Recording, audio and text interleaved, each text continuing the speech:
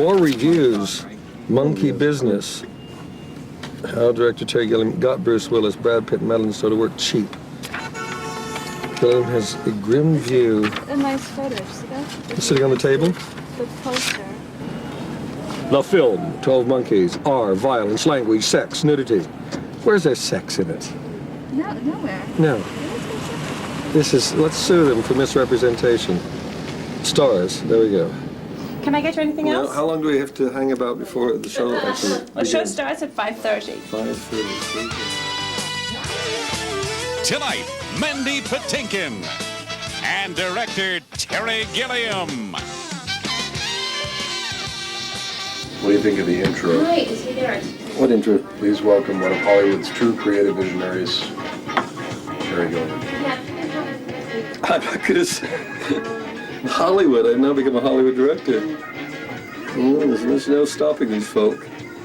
Ladies and gentlemen, our next guest was one of the founding members of Monty Python and has since gone on to direct such films as Brazil, The Fisher King, and now 12 Monkeys, which opens today. Please welcome one of Hollywood's true creative visionaries, Terry Gilliam.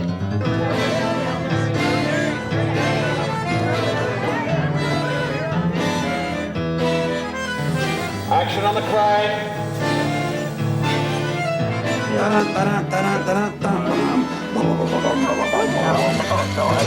I don't know anything about monkey or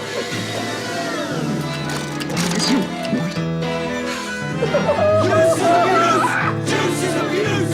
Yes, is abuse! And action.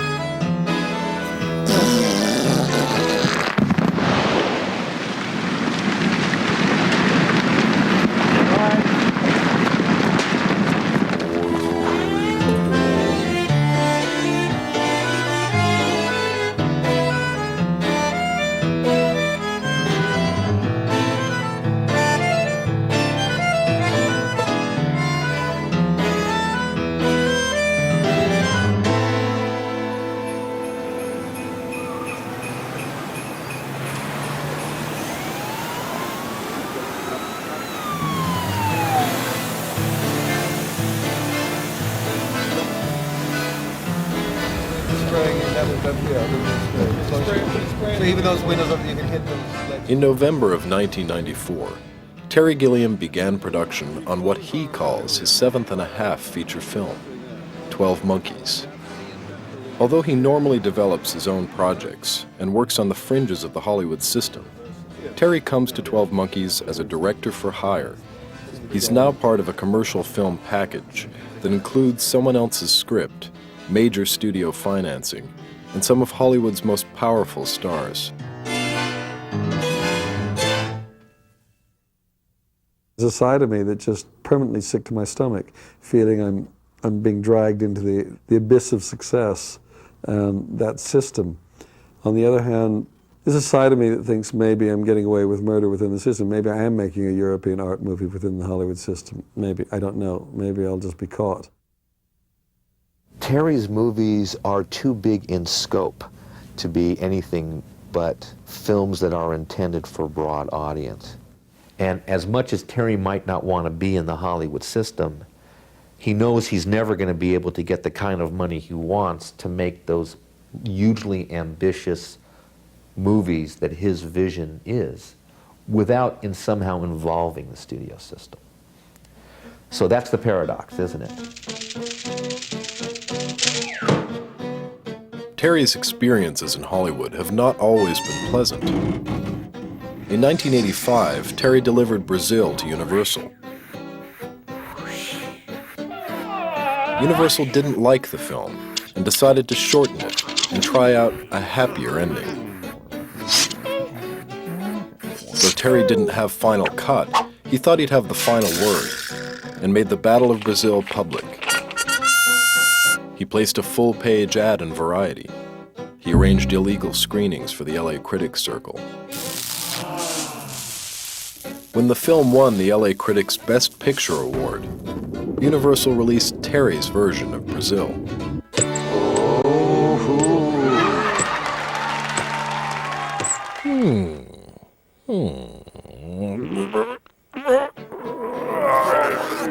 In 1987, Terry began work on The Adventures of Baron Munchausen.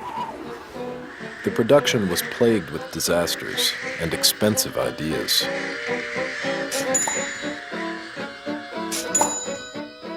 The studio found the film too confusing for mass appeal, and to avoid spending even more money, it put little effort into Munchausen's marketing campaign. As a result, the film floundered at the box office, and Terry was left with a bad reputation in Hollywood. After Munchausen, I just went into a big depression about filmmaking, period.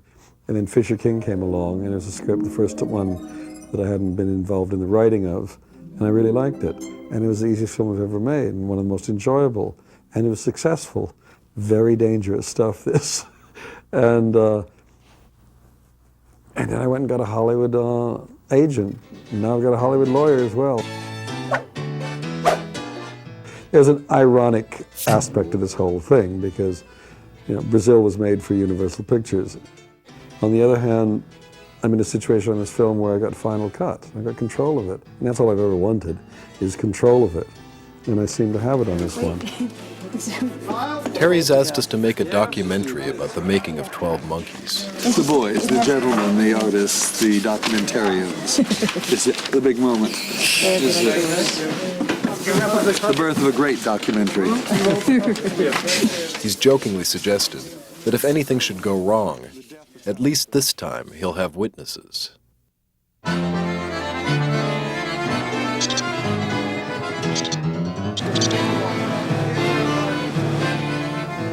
There's a sadness about this thing, there's a decay about it, there's a nostalgia. These are elements of the film, I think.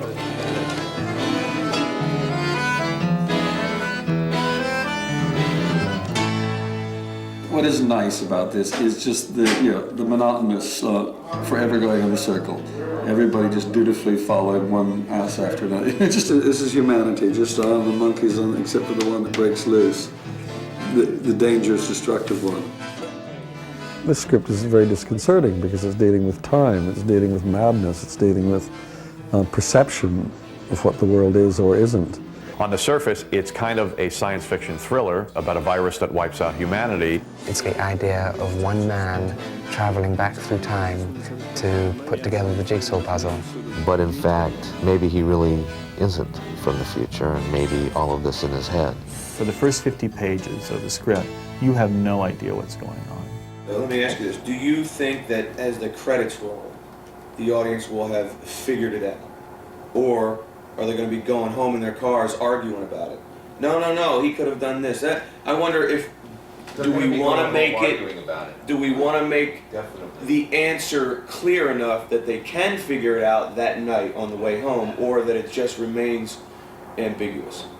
The studio's been very strange on it because they put a cap on it because they feel it, at the time, I think they feel it's an art movie. They don't know what to make of it. It doesn't fit in any genre or mold that makes sense to them. And it was really only when I got Bruce involved, Bruce Willis, that it became a more viable project. They're obsessed about things like opening weekend, and someone like Bruce guarantees an opening weekend. And so with him, it became definite.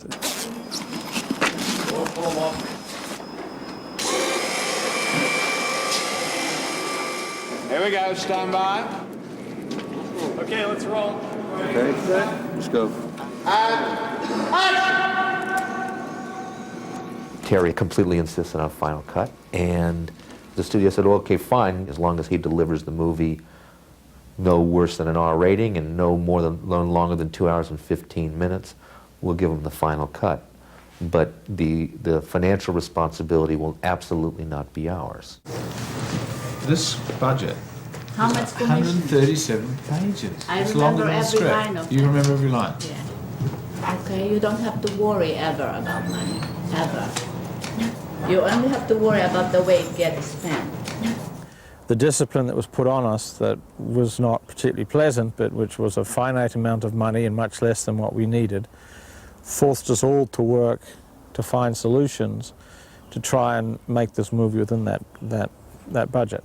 But we have a long script, we have a dense script, we have a short schedule, and we have a limited amount of money.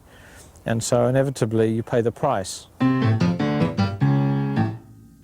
The first bear that Terry chose was a rip-off. I mean, not the bear, but the owner of the bear was asking something ludicrous. Because the plasterers are $350 a day. The driver is costing $2,800 a week. Well, the Marx Brothers for $10,000, the image of them. We could purchase either one of them for their rock bottom price of $7,500. This thing right now, I had it bid, it was at $20,000 just for this. And I so don't get I'm these, going to try and I really cut don't it, get these prices. There's got cut to it be down. ways. Well, yeah. I'm like on the edge on every set. No, I know. That's why. I mean, we've got to find ways of. I'm trying. That's why I had this feeling that the movie should have this kind of feeling of decay of the past with it, and because we didn't have money, we couldn't build a whole lot of big sets, but I wanted a big look for the film. So we decided to use old power plants, old crumbling buildings, and kind of show the decay of civilization within the 1990s as well as in the year 2035. I can see, now, here's what we got to do is, that thing is going to have to go below. Yours is really going to be attached on that. Just stand. So when we got there and we started talking about, well, that machine could be this, you know, and then they started working the script around things we found. The time machine sequence in the script was originally, I think, about 2 lines. Coal is wheeled on a gurney and put into a steel tube. And as we were wandering around these power stations in Philly and looking at these gigantic turbines and these huge, this massive machinery, I just felt we got to make a time machine. And so I convinced everybody, let's go for it and let's create a massive time machine. It seemed that even by the time I had arrived on the film, that everybody, Terry, Jeff, the producers, must have talked endlessly about the time machine, and yet never quite homed in on it. And it started to happen in daily meetings that Terry and Jeff and I had. And what developed was using found objects, using things that I would literally find in the gutter or in flea markets, coming across some piece of scrap metal or some domestic item and adapting that and making it into something unusual.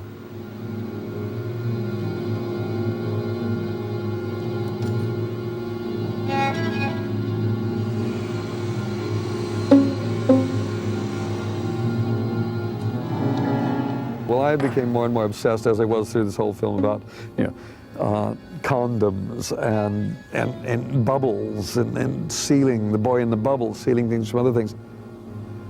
And so we built a cocoon that would transport him into the machine. And it was just extraordinary. It seemed like an amniotic sac, something to do with birth and death, the two things being closely related in my mind. I think Terry's always looking for a different edge. He approaches it very straight. He goes, we're going to make a little movie. And then suddenly it becomes a big movie. He said, I have to start out little because it's going to become big anyway. It's me. That's what he says.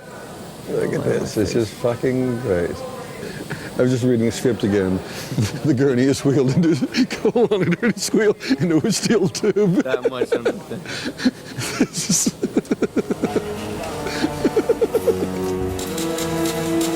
No mistakes this time, Cole. Stay alert. Keep your eyes open. I'm thinking about the spider, Cole. Try and do something like that again. I think when we did the time machine, the set looked like the theatrical set in a strange way. I thought, this is silly. This isn't intimidating. This isn't worrying. This is silly and it's funny. Actually, I suppose it's like, late in life trying to learn to be a director is what I'm trying to teach myself. How do you become a director when it's not your stuff? And so you try to make it yours. It is harder doing other people's scripts because I feel a great responsibility to the writers.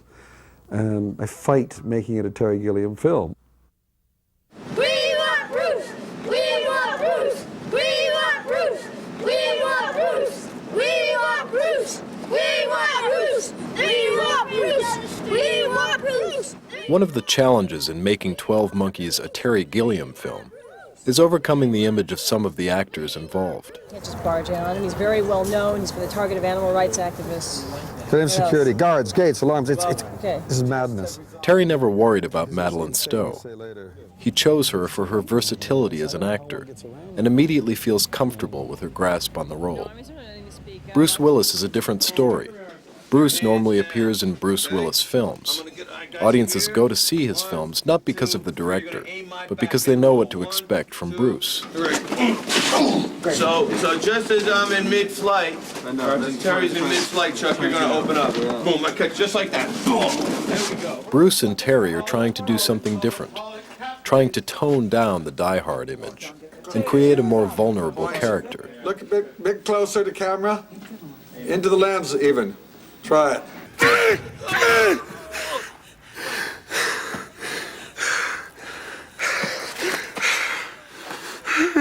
Are you all right? Anxious to be involved in a Terry Gilliam film, Bruce and the other principals have also asked for only a small fraction of their usual fees. Still, the buzz surrounding 12 Monkeys often has more to do with the film's stars than with its director. I got 5,000 pictures of different favorite people. 5,000. How many? 5,000. Yeah. I would like to have you across the street where we've had all the press all day that have showed up. Bruce Willis sees you here, and he tells us we're not going to do any filming because you're out here. You're going to be holding up the works. Then somebody on a higher authority than me is going to ask you to move across the street. So the best thing for you to do is to do that right now.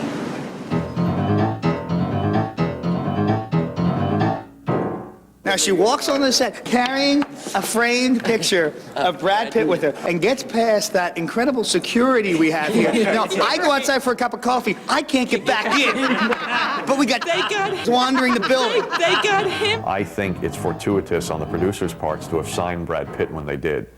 Because when they signed him, probably 3-4 months ago, Interview with the Vampire still hadn't hit theaters, Legends of the Fall still hadn't hit theaters, and all of a sudden, that all happened 3-4 weeks before we started filming, and they've got the hottest guy in Hollywood.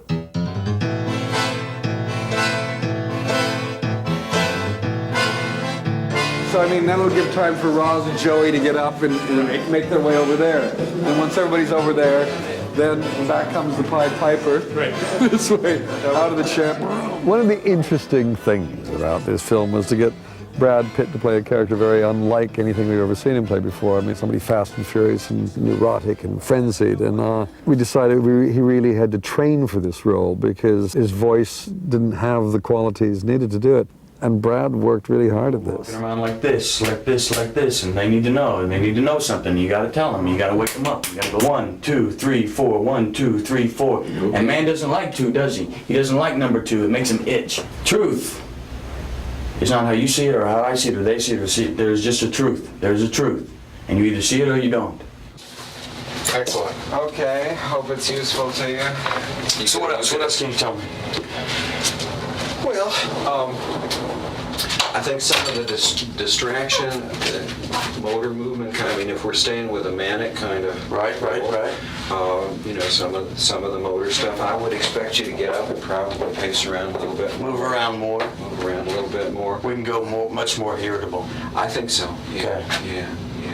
There are happy manics, that videotape that you saw of the lady, or if you review right, she's yes, kind of a happy manic. Right. And then there are angry manics who are more irritable, more violent. The window is opportunity is opening now! Now's the time for all men to seize the moment! Moment!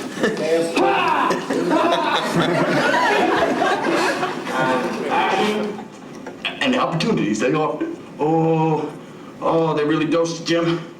Major load. I mean, we know we've got big name stars to open the film. Whether it opens it the right way and lets the audience know what they're in for, that's something else. I'm more worried about the first couple previews we're going to have when the studio sees it and the audience sees it and everybody panics.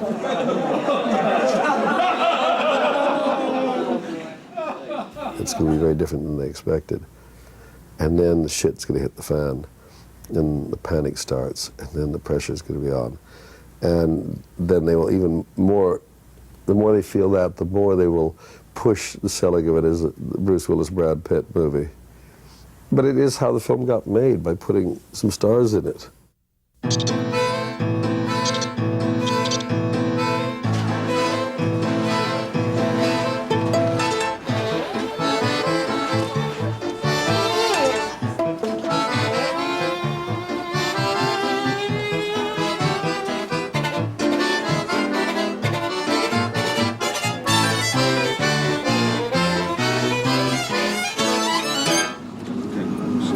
Oh, where are you going, the camera truck?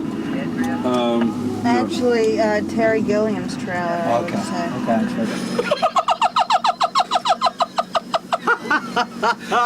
It's breathtaking. Can't go wrong with this. This one, there's the sandwich really well identified. Look at it. Look at it. Oh, it's unbearable. Unbelievable. Great. Does it work? Yes, of course it works. It's great. It's really funny. Good, we're glad we give you a laugh.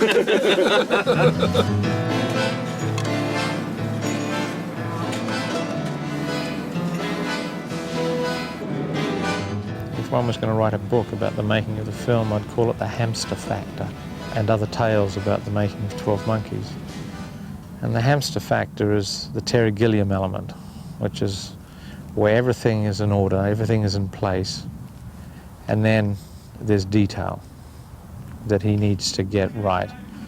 And the Hamster Factor comes from a scene where we built a little laboratory set in a gas turbine, and Bruce Willis was sitting naked, drawing his own blood. It's a very simple setup, but in that frame is a hamster and a wheel. Now, it was one of those shots I said, well, this is going to be a simple shot, it'll take us a couple minutes to do.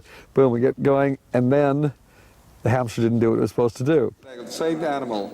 Terry that night was more preoccupied with getting the hamster to perform right than he was Bruce Willis. Here we go. Are you squished against the wall? You're incredibly uncomfortable? Must be right, then. Sitting on a heater. Okay. And in the end, you know, he got Bruce's performance and he got the hamster's performance. It's in there.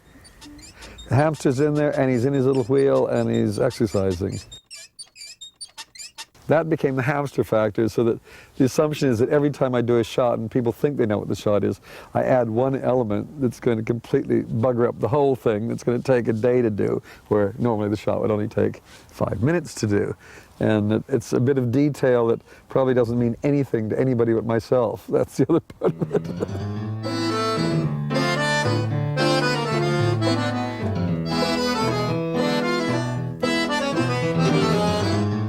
There's not a lot of really good information down there. Oh, fuck.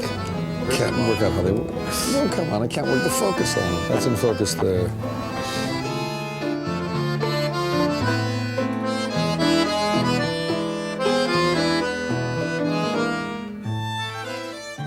"12 Monkeys" has a credit, and it says, based on the movie La Jetée by Chris Marker. La Jetée was a film made in the 60s, early 60s, in France. And it's a film I've never seen, but it's about 27 minutes long, and nothing moves in it. It's black and white photographs, still photographs.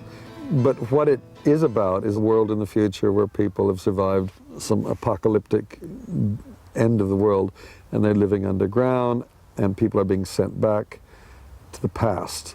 And it ends with a man seeing his own death.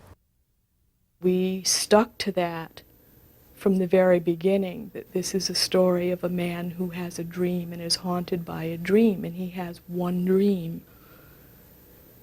and it's his death. He sees his own death.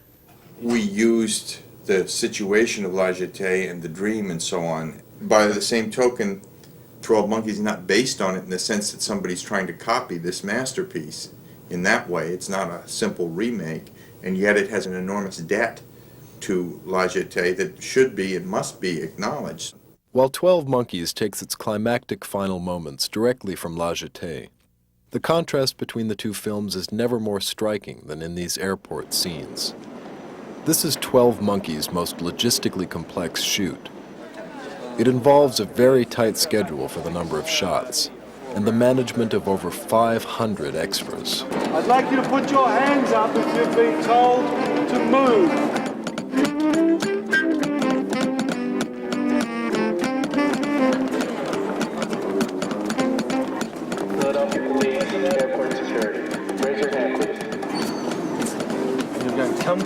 Come through.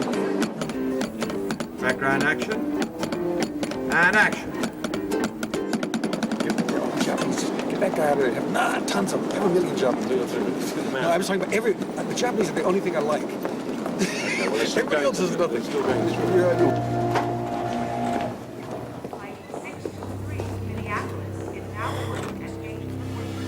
I know this place. Airports all look the same. This is my dream. I don't think this film is La Jetée. I mean, we've done this very complicated, possibly lumbering, clunky, crash, bang version of that. Such a ephemeral connection to it. At least it was the springboard, but the diving board is not the dive. This is the dive, and we're in this triple gainer at this moment with a double flip, and we're about to hit the water.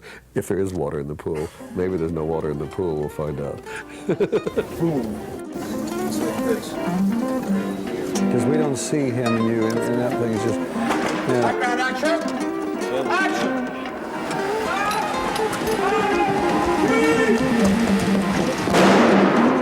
Cut. I am the man who shoots Bruce Willis. I am the man who shoots Bruce Willis. And then I go, stop, police. Actually, Bruce Willis has, I don't think, ever been killed in a film before either. It's never been done before.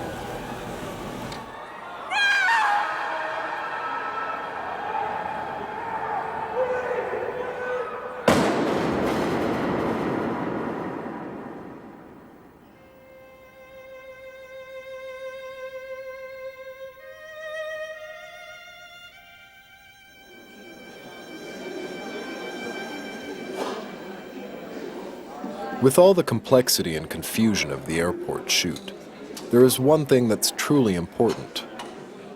The audience must realize that Cole's recurring dreams are actually childhood memories, and that the boy in the airport is the young Bruce Willis, who witnesses his own death. 265, take 4, A and B, come and mark. Background action, and action. And this kid's got these beautiful eyes that are really what it's about. 6. Yes.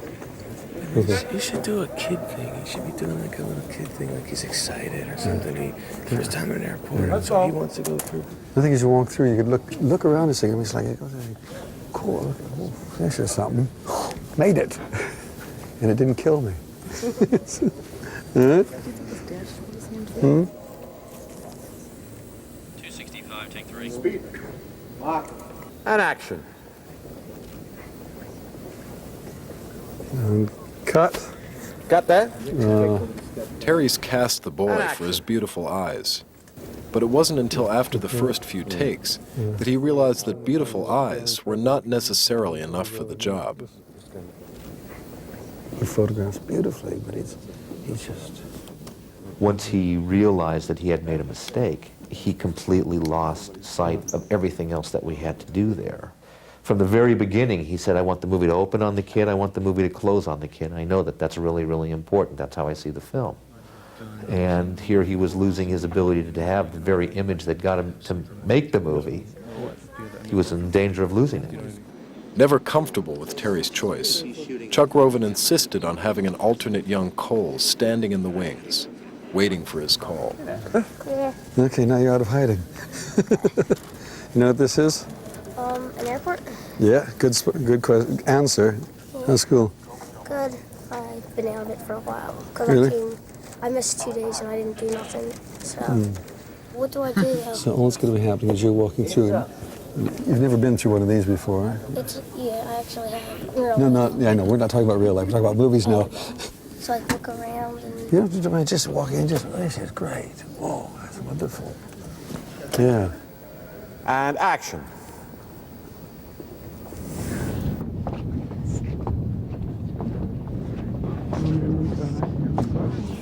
Brilliant. Good done, yeah. Got that? Yeah. It was good. Yeah. Check the gates on that one, guys. Terry's very, very specific about the images that he has in his mind. Sometimes images become the crutch on which he rests, so sometimes he misses the theme or the point of the characters or the script and relies upon his visual solutions. Some of the days that have been the most excruciating to complete are days where Terry and the actors are still working through trying to understand the material.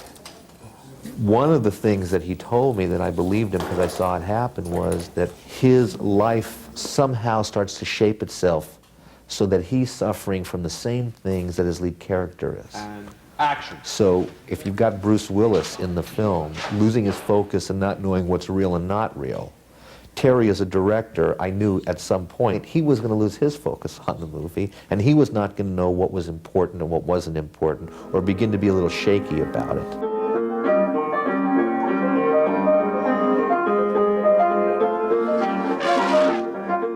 No one said anything about elephants. Like, where the hell does this fit in?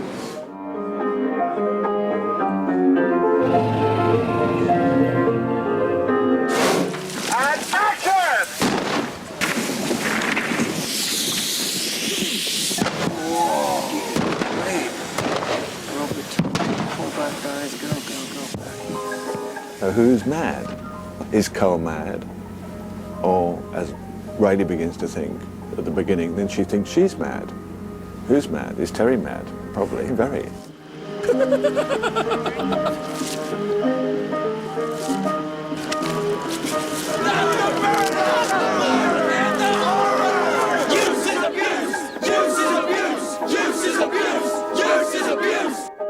I feel more disconcerted on this one than anything I've ever done. It's like, it's kind of a feeling of not sure what we're doing.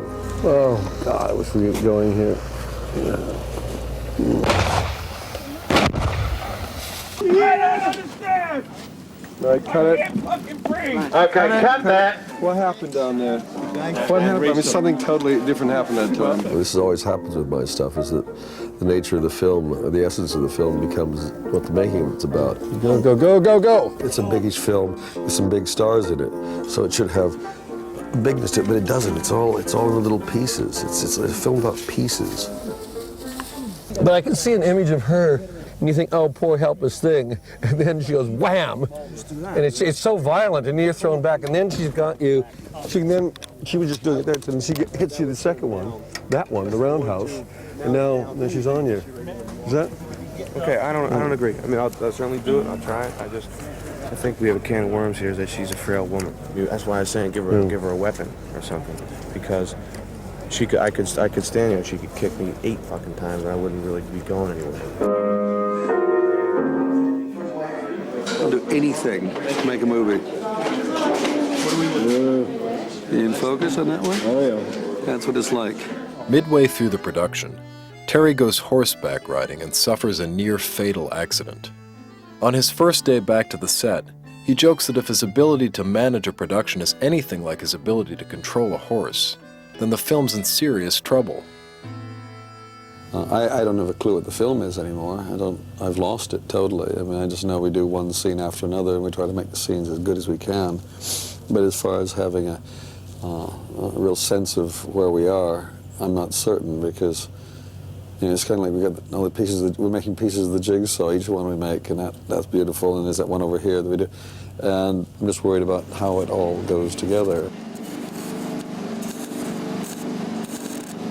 With time and money running low, Terry focuses all his anxieties on the interrogation room, the film's last futuristic set. For months now, the crew has been working steadily here, trying to realize Terry's ideas for the room, although no one seems clear on exactly what those ideas are. What is clear is that the room includes the production's most expensive piece of set design, the video ball. A little faster.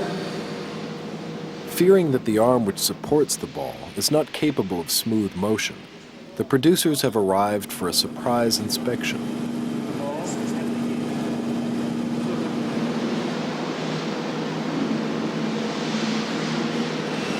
Stand up and stop it and step. Stand me down and stop it. Stop.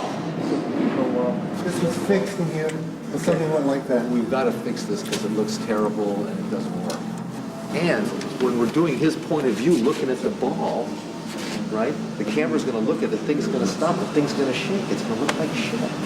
When you're combining the 3 moves, doing it slowly, you can disguise it. Especially when you're up there, you don't notice. Because that movement is disguised when you do it, and that movement is disguised. All right.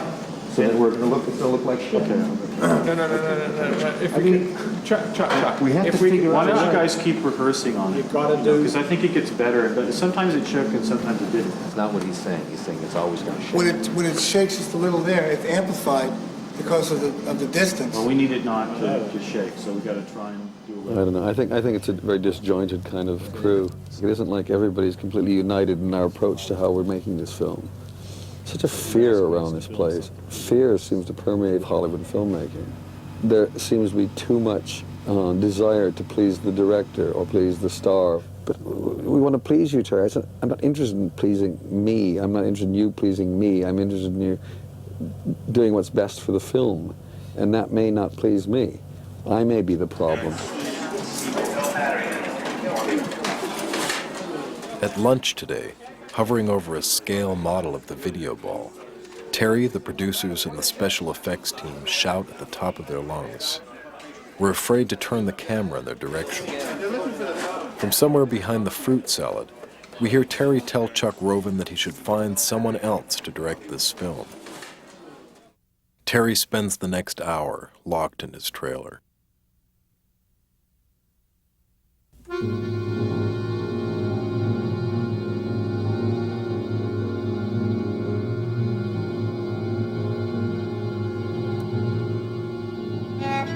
The function of that room, as far as I'm concerned, is to be like, it should be in a strange way the inside of Cole's deranged mind. I mean, the whole film should be in that room.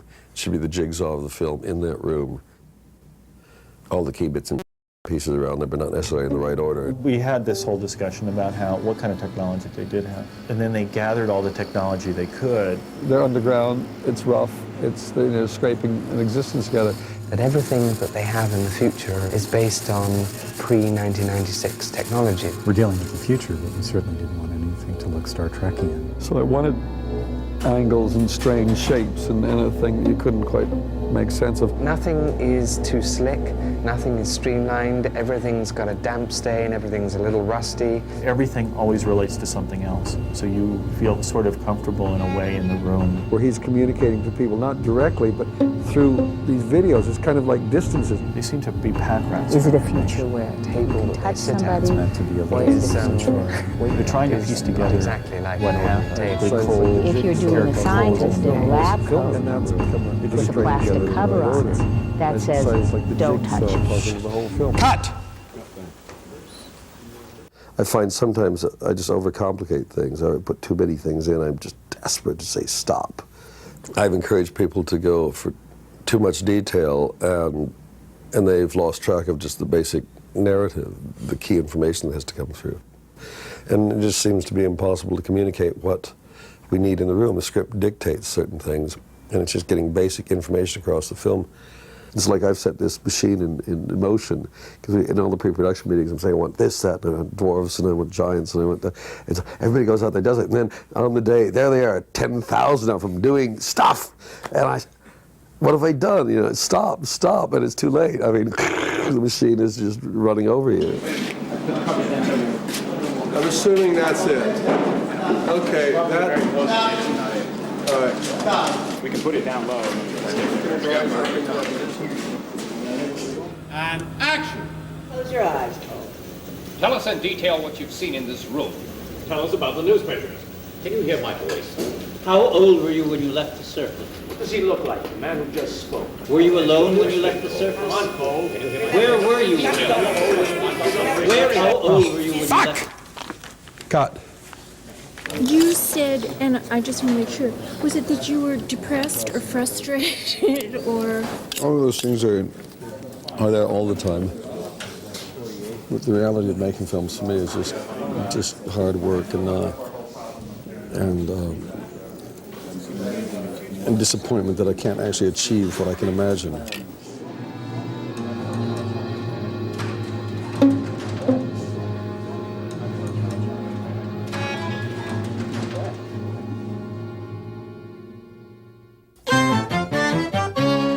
Where the fuck is it? I'm saying, I can control the people in my head. That! While much time and energy is spent on the more visually bizarre scenes, the real dramatic work of 12 Monkeys takes place in relatively mundane environments. It is in these scenes that the relationship between Cole and Rayleigh slowly develops. I'm mentally ill. I imagine these things, these people in my head. They're not real to me. For Terry, the subtlety of Bruce's performance is the most critical aspect of these scenes. Bruce must appear both tough and vulnerable, rational and delusional. But you're still rational. You're still following a logical path of questioning. Like a doctor would. Well, but a lot more than I am. I'm just fielding these things not very well. I'm not. Except on the other hand, you're starting out with the thought that you understand what's wrong. You're mentally divergent. You're mad. That's bullshit. I'm just. No, but I think that's what you're starting with, the idea that you're mentally divergent at the start, that you think you're insane, and she keeps throwing things at you. They're saying, you're not insane. These things happen. No, they couldn't have happened. I'm mad. This is all in my mind. It's not your mind. Look at this. Look at this. Look at this. Actually, the stuff we'd done in the car the other day, it didn't have, I just felt it was a bit flat. It didn't have, something, it was too flat. Yeah, it needs, that's why I think anger or a kind of bitterness in there, but not whiny. We were just going along with it. Because wait, I'm sorry. We're talking about... I'm thinking about two different things. Yeah. You're not talking about the stuff we did the other day. No, I'm talking about that little... Flat, that's not flat. This was flat because I fucking didn't want it. No. I knew it wasn't... Yeah, no, that was... that one. I thought you were talking about that whole day we were shooting. That's what I'm talking about, that one where you jump out of the car. But that was told that wouldn't be used. Yeah. Well, you made sure it wasn't. Bruce and Madeline's most dramatic scenes take place on the road. From the first day of the production, Terry's been dreading these car shots. They're visually dull, and it's difficult to communicate with the actors during a take. But Terry's determined to capture the right emotional intensity from these scenes. Ain't this the life?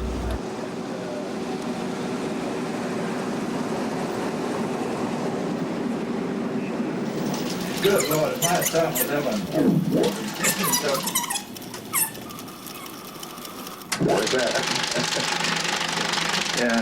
As the shoot progresses, the film's editor, Mick Audsley, has already begun piecing together the puzzle of 12 Monkeys.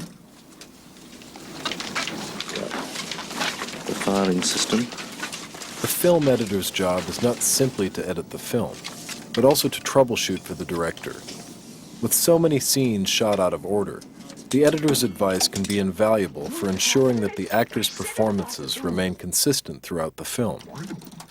As it happens, the driving shots have also been a problem area for the editorial staff. Hello. Hi, Terry. Oh, I'm sorry. I'm not actually on that yet. Okay. It's still in the numbering machine, I think. Shall I drop everything? Right.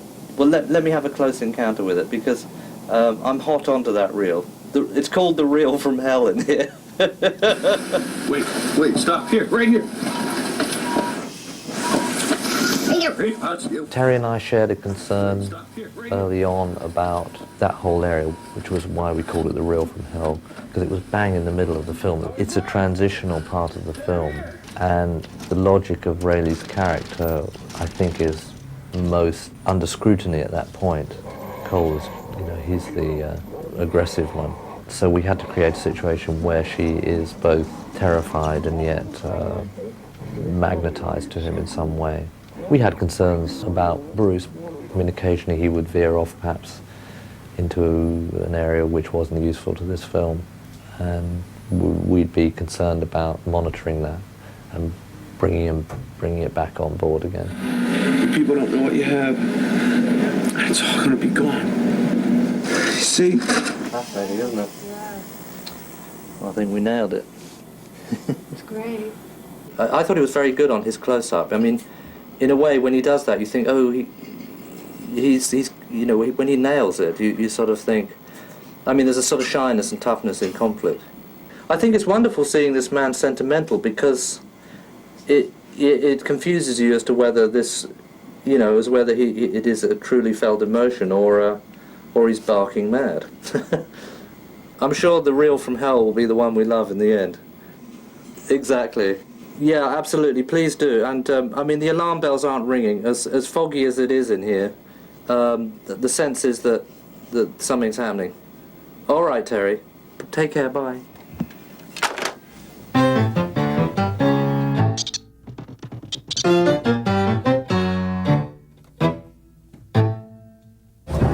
We break for lunch. We move over to the stage.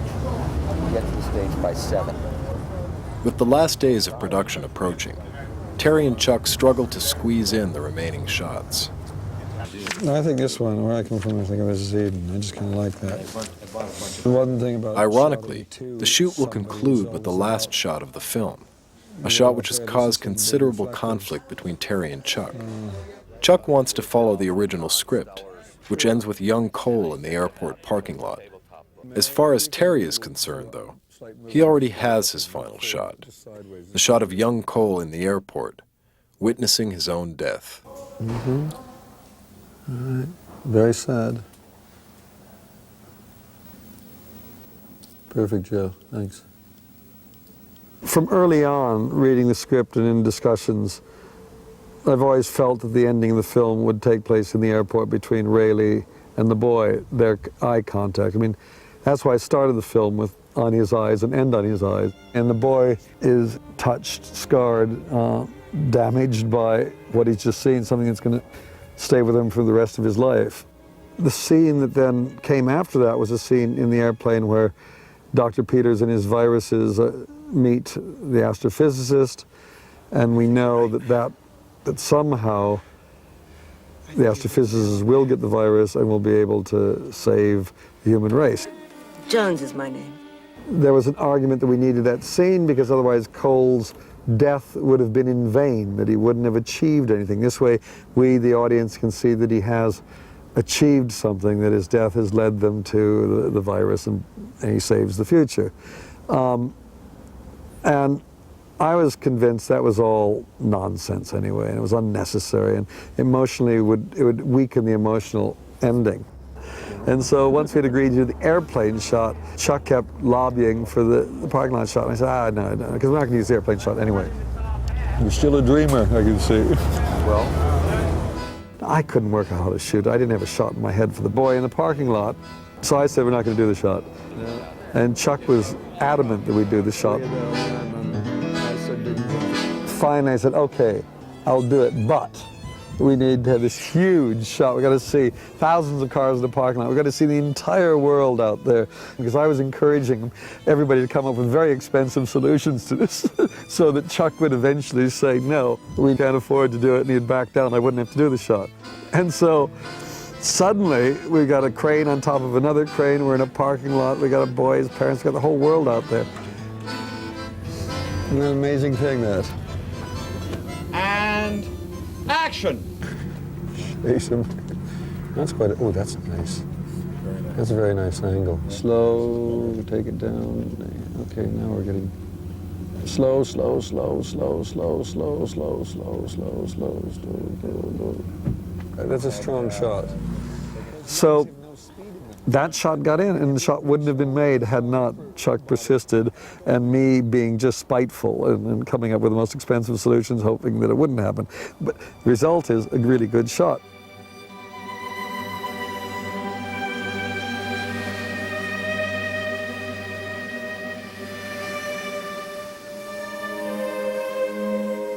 And the camera comes right down and finds the boy as he gets in his car and into his face and into his eyes have changed from the boy that was in the air terminal watching this. It's like a boy with determination. It's the guy that's going to become Cole, the guy that's going to be a social misfit, the guy that's going to cause trouble. I think Terry needs angst. That's good. To fuel his motor. And action! His creative motor thrives off having arguments with himself. I think that he needs to, in his battle of David and Goliath, which he revels in, and which he's had in Hollywood and with the studio, he wants to feel as though this movie is the little champion fighting the great big Goliath. What are you going to cut this on? Ediflex? No, this. No, we're just doing it old-fashioned way.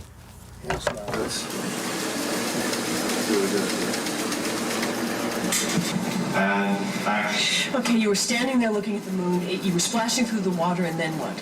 I'm kind of waiting now to go in the editing room and see what we've really got here. It's now just putting the last pieces of the jigsaw together. No. Look, you're right. I am mentally ill. I imagined all these things, these people. I know they're not real. I beginning to think in the end that if it at least works on the love story, then we're okay. But the building up of how we build up the dreams and Cole's character, how we build up sympathy for him and a reason for her to be attracted to him. Those are the things I'm still not certain about.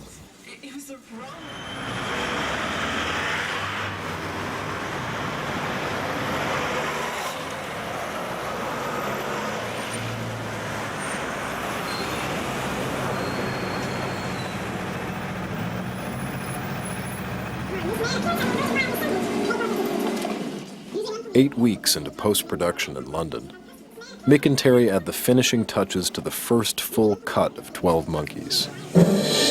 Hey, we're in the movies. Why do we then disappoint so many people so badly? And then it goes black. Universal Pictures presents. Man. I think we should actually start with an announcement. Yes. It should be the first on this thing we should hear. Are now boarding a gate on. Although it is a very rough first version, Terry can finally screen the film for an audience and gauge the response.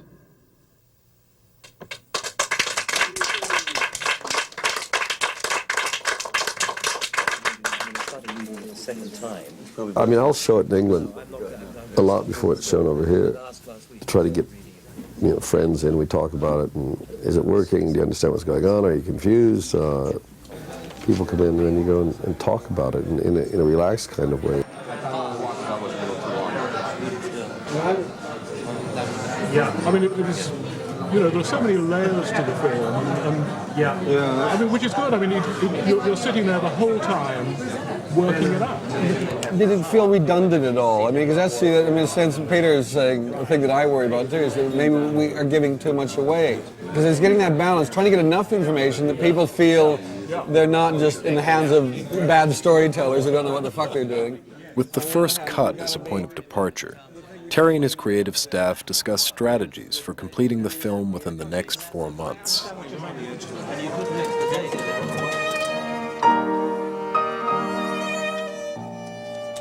Well, when you're shooting, I mean, it's just constant pressure because every day there's another $125,000 being spent, and you're part of this huge machine that just is churning forward. There's 150 people there every day. There's questions. It's just the pressure is incessant. Where with editing, you're not dealing with any of that. This stage, we're down to an editing room with a few people. Production matters, they're in the distance. This is the quiet, reflective part of filmmaking, it seems.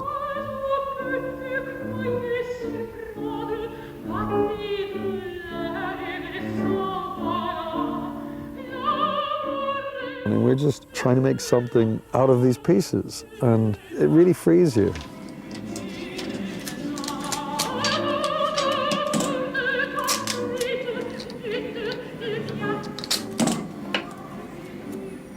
I think the difficulties with this film were the puzzle of it as an overall piece, which is certainly why I was attracted to it. I knew it would be an editorial challenge, stroke nightmare, because anything that deals with time or the fragmentation of time, editorially is always the toughest thing to achieve. I think the challenge for us was really finding out if certain confusions or ambiguities are, in effect, the pleasure of this particular film, or have we just failed in communicating ideas at the right time? And in a way, that's what this whole editorial process has been about. I mean, time travel always goes to another time, not to a time when you were young. I mean, all I'm saying is that I'm going through the argument that I think we want to think he's crazy, and it's not a time travel film. But I don't see how you lose that by telling them it's 1996 before he goes there. The whole point of the future stuff is really psychological, and it seems to me we're going to send you to 1996, if by putting those specifics in at that point, it weakens it to me. I know, that's my feeling. Why does it matter? Because if it's in your head, you wouldn't do that. Why not? Because you're in 1996. then you don't know that he went to the wrong place. Maybe he thinks he went to the wrong place, but the scientists really sent him to the right place. I mean, it throws up so many things because the scientists haven't told us, the audience, and him where he's got to go. So how big a deal is it that it's 1990 instead of 1996? We didn't even know 1990 was important.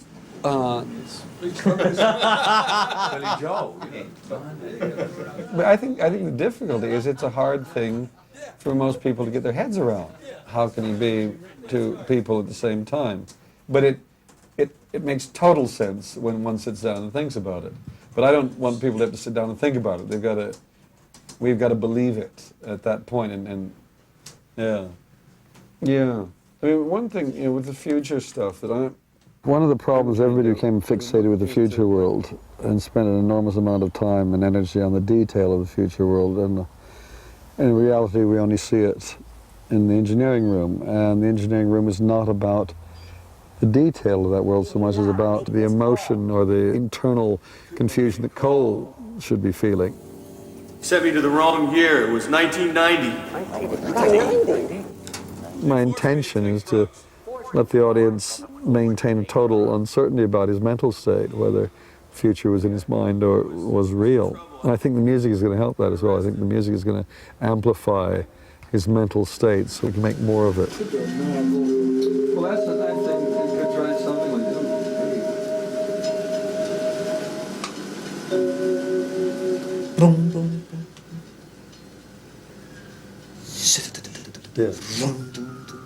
Stuff like that. And then there's going to be Cole's theme as he's desperately trying to get out through the molasses of his drugs, trying to reach the door. But one could play a counterpoint, the Piazzolla doing all that in the background. But that's because it's exactly the feeling that has to be communicated. It's slow motion music. It's against some stuff going on. The thing is that the audience should never be aware of the music as such, but should just be aware of their own, what's going on with their hormones. That's right. The Yeah, feelings that's it. that I agree. I tried this over this stuff, and it slows it down. Robin, who's the music editor, found a great violin concerto that he laid over the dream, and it just, to me, it's wonderful. It's got the right quality, and it just seems that's the voice that calls him into the dreams, and it's a good way to die.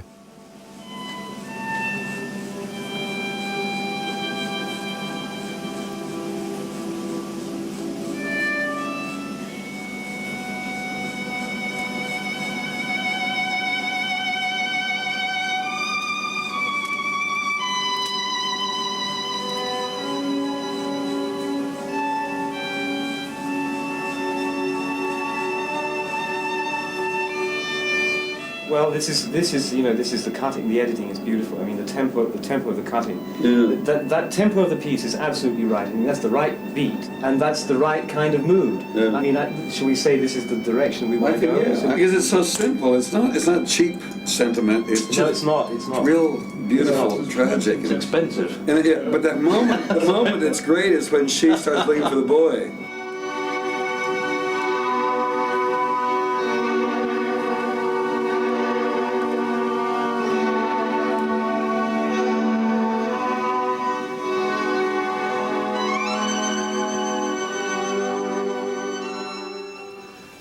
Excuse me?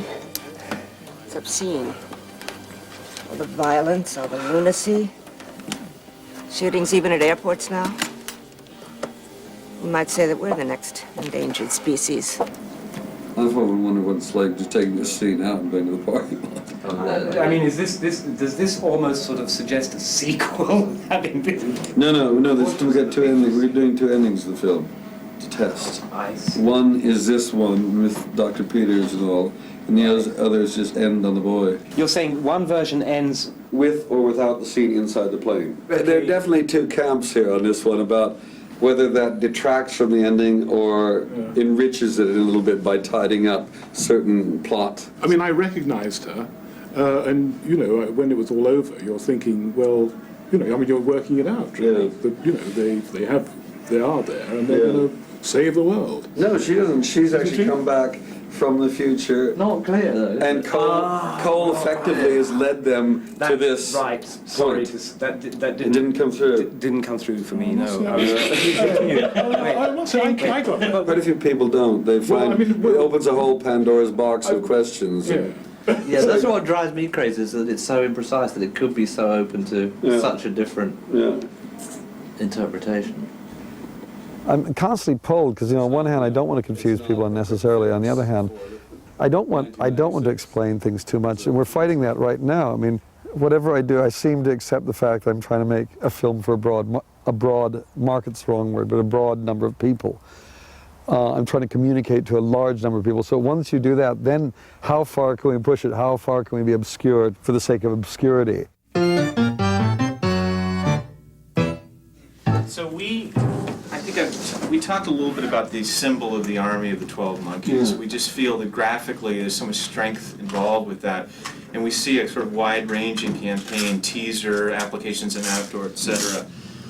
So what we'll do is you'll see a lot of versions of it, the way we want to do it. And we're not really sure how that will work, but we thought as a teaser, a newspaper campaign idea, just this kind of thing. That's great. It's so provocative, and what is it? And then the final payoff, bang. Great. What I kind of liked about this, it's interesting. Yeah. It's sort of rough, and it's been stamped and stenciled, and what is it? They're coming this winter. I think the rougher you make it, the better it is. Yes. The bits go blurred. Absolutely. Yes. The paint didn't get in a certain way. Another idea we had was to do bus sides, and perhaps buses synchronous with each other would have question everything, the future is history, all with that stamp of the monkey in some configuration. And it's again, just to sort of be provocative. And be deliberately obscure. In the early print, it doesn't matter to define what the 12 Monkeys are. Because if it works with the trailer and this sort of, confluence of things happen, people will know. And those that don't know, they'll ask. Exactly, it's interesting enough. That's why I think the enigma is what is the good thing. Right. I mean, looking at that page in the newspaper, that's just extraordinary. That's Don't do anything that simple. It's Jurassic Park. Yeah. It's so ballsy to do that. But it looks like everybody in the industry would say, "What the hell is that?"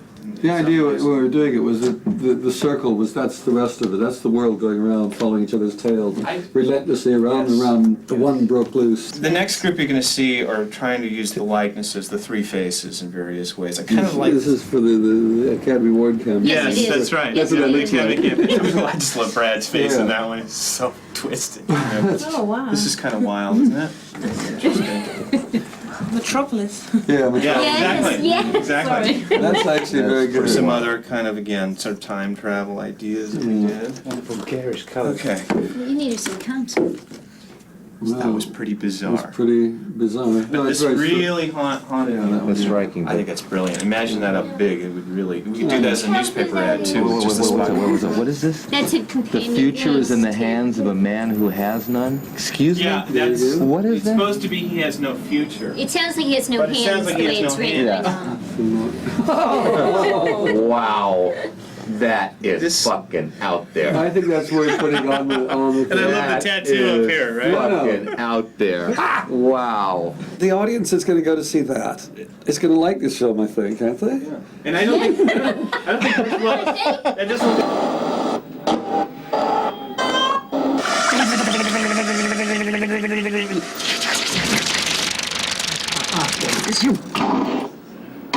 And then when it bursts through, it is that just the mighty pimple popping. So. Yeah. The more we do this, the more it's clear, is it in his head or not? I mean, it's just more ambivalent about what it is.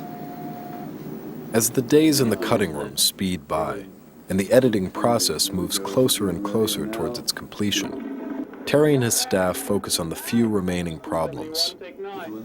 Even after refining the drama in the driving scenes, and cutting out some of the future world sequences, Terry and Mick still wonder whether they're telling the right story. Terry's most worried about the love story, and is now searching for ways to make Cole and Rayleigh's relationship more believable. A bit more. What it does to me is it makes her more part of the thing. It was so much on him before. Is this real? No, it's a wig. It's a wig. While Terry and Mick still have some critical decisions to make, They must now drop their creative work to prepare for test screenings back in the States. The testing process has never been one of Terry's favorite pursuits. Well, we're going to do Washington, D.C., because everybody says New York is, they're ruthless, vicious there. Yeah. In Washington, we thought they would be nicer, so we thought we'd go to a nice place. It is our intention to send you back to the year 1996. It is our intention to send you back to the year 1996.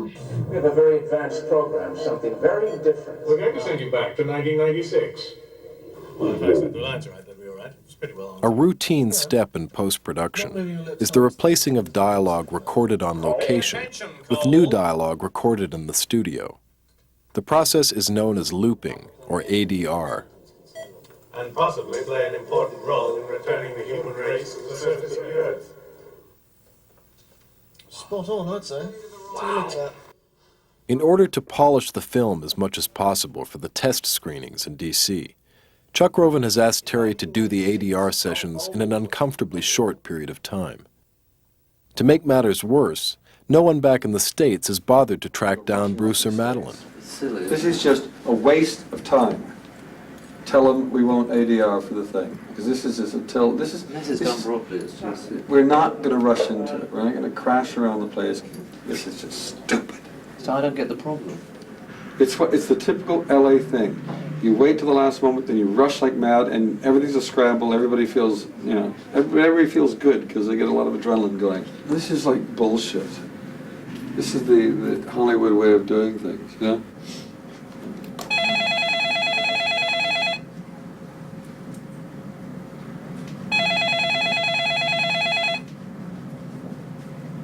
That's all right. It's only going to be better. Hello. Hi, John. Right, Terry. How can anybody get any work done around here if they're on the phone all day is the question.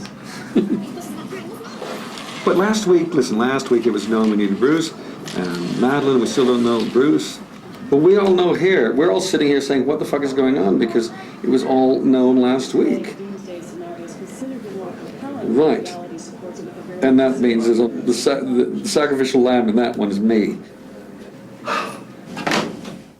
We're now in this situation where we're going to go off to the States in a couple of weeks' time and show the film to the public and let the public vote and see what happens. And it's a thing that seems to be standard procedure. You got to do it, so we'll do it. But the minute, though, we start getting screenings coming up, there's a panic again. And I just try to keep it calm. Yeah, that's how it feels. That's what I still feel like when the phone rings. And it's like, oh no, here we go again.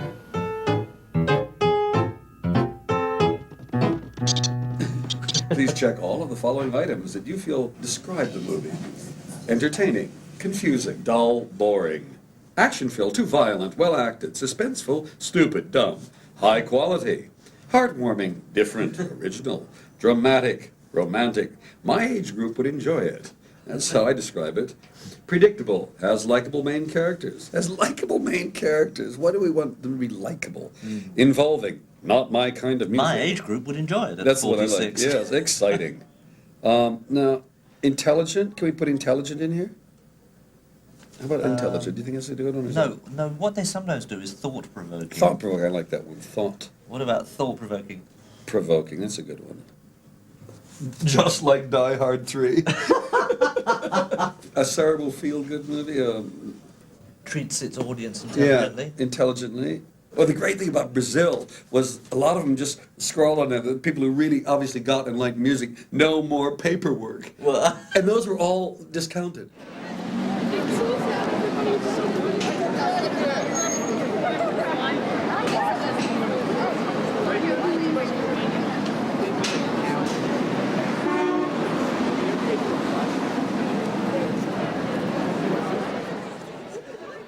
This is supposedly where the public gets to vote, where the public gets to be filmmakers for a brief moment. So you show the film to the public, they fill out cards, questionnaires about the film. That's how it was begun, and then of course it became a tool for the studios to cover their ass, for studio executives to cover their ass, because it was this specious scientific methodology that would tell you whether a film was going to play or not play, or would be successful or not. Because so many times you see a thing play and then you look at the results on the cards and they don't seem to match.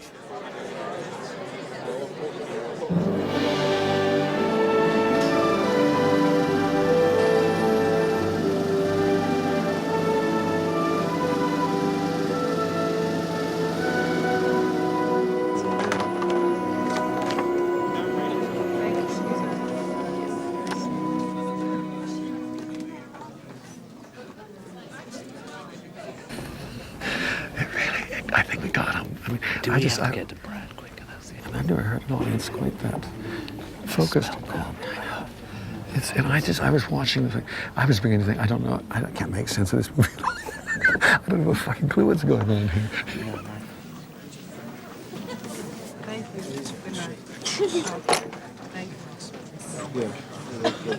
The audience loved it. The audience just go crazy. It's very nice to hear an audience just still. There wasn't anything at the end. They're not supposed to. Terry, it's They like great. that. It's good, isn't it? Yeah. And it has so much. First question is the hand counter. The overall rating, excellent, very good, average, fair, poor. Let's see where we stand. How many people rated the film excellent? Nobody? I was watching the backs of people, and so there was a guy sitting right in front of Mick, the editor, and suddenly, right towards the end there, as he walked into the terminal, he's like that. He just did that, and he just like that the whole time, watching it unfold. Yeah. Because you don't get that in movies today. You know what I'm worried. How many people felt that it dragged in spots or moved too slowly? 1, 2, 3, 4, 5, 6, 7, 8, 9, 10. How many people feel that the romance doesn't fit in? Can I see hands? Almost everybody? You guys don't feel like there's a certain film noirishness and a romance and the vertigo and all that stuff? Did anybody enjoy that element of the film? And Willis, you gave Willis a chance to really act. It was good, isn't it? It's very touching. Very. No, it's the best thing Bruce has ever done, I think. I mean, it's just it's a really good. It's a real consistent. It's a solid performance, yeah. No. It's very funny because I was curious. This is an interesting audience because I wasn't certain whether they would go for Bruce. How many people like Bruce Willis in this film? You haven't really talked about the big star in the film too much. How many people like the performance character?